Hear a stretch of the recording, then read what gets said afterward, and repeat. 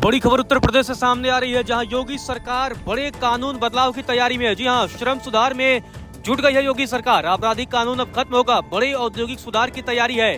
मुख्यमंत्री योगी आदित्यनाथ ने ये बड़ा ऐलान कर दिया है। आपको बता दें कि उत्तर प्रदेश सरकार राज्य में निवेश को बढ़ावा देने के लिए श्रम कानूनों में बड़े बदलाव करने जा रही है। योगी सरकार उद्योग और व्यापार से जुड़े 13 राज्य अधिनियमों में लगभग 99% आपराधिक प्रावधानों को समाप्त करने की तैयारी में है। ये बड़ी जानकारी उत्तर प्रदेश से सामने आ रही है। आपको बता दें कि उत्तर प्रदेश में निवेश लाने की कोशिश में लगी योगी सरकार अब श्रम कानून से जुड़े बड़े बदलाव की तैयारी में है। मुख्यमंत्री योगी आदित्यनाथ के निर्देश पर राज्य में उद्योग और व्यापार से जुड़े 13 राज्य अधिनियमों में लगभग 99% आपराधिक प्रावधान खत्म करने की तैयारी है। इसके साथ ही उत्तर प्रदेश जल्द ही देश का पहला ऐसा राज्य बन जाएगा जहां व्यावहारिकता के दृष्टिकोण के इतने बड़े पैमाने पर आपराधिक प्रावधानों को गैर आपराधिक श्रेणी में परिवर्तित किया जाएगा।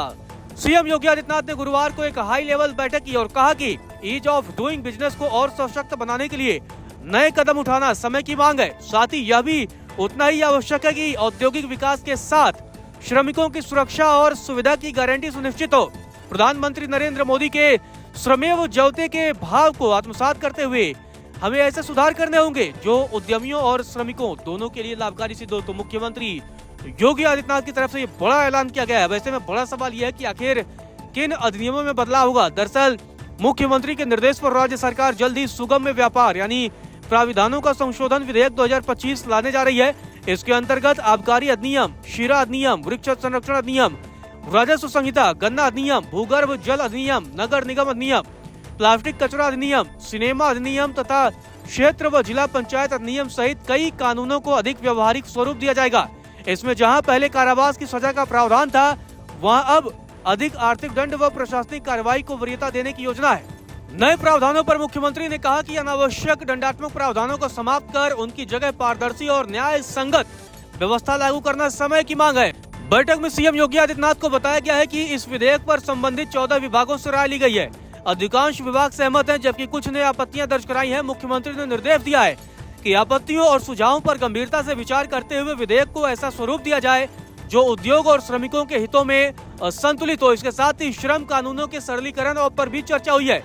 प्रस्ताव में फैक्ट्री लाइसेंस की अवधि बढ़ाने, दुकानों व प्रतिष्ठानों के नियमों में व्यवहारिक बदलाव करने और महिलाओं को अधिक अवसर उपलब्ध कराने जैसे कदम शामिल हैं। मुख्यमंत्री ने कहा कि निरीक्षण व्यवस्था पारदर्शिता लाने के लिए स्व सत्यापन और थर्ड पार्टी ऑडिट की प्रणाली अपनाई जाएगी।